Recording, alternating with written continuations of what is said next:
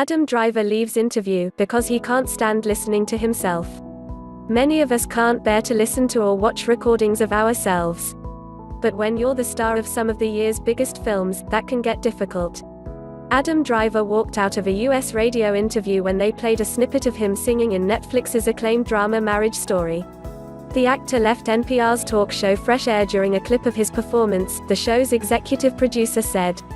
The Oscar-nominated American is also in Star Wars: The Rise of Skywalker. He previously starred in Black KKK and recently earned praise for The Report, about an investigation into the CIA's enhanced interrogation techniques after 9/11.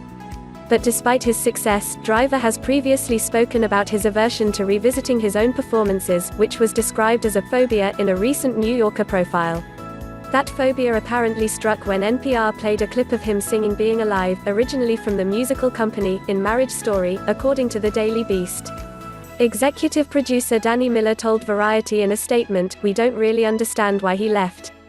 We knew from our previous interview with Adam Driver that he does not enjoy listening back to clips of his movies. That isn't unusual, a lot of actors feel that way." Driver was in a studio in New York, with host Terry Gross in Philadelphia.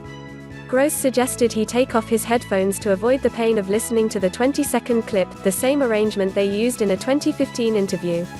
But this time around, after the clip concluded, we were informed by our engineer in NY that he had walked out of the studio, and then left the building, Miller added. We still don't understand why Adam Driver chose to leave the interview at that point. Driver has not yet commented on the exchange. 5 other celebrity interview walkouts. Robert Downey Jr. accused Channel 4's Krishnan Guru Murthy of being a bottom-feeding muckraker after walking out of a 2015 interview for bringing up his past problems with drugs.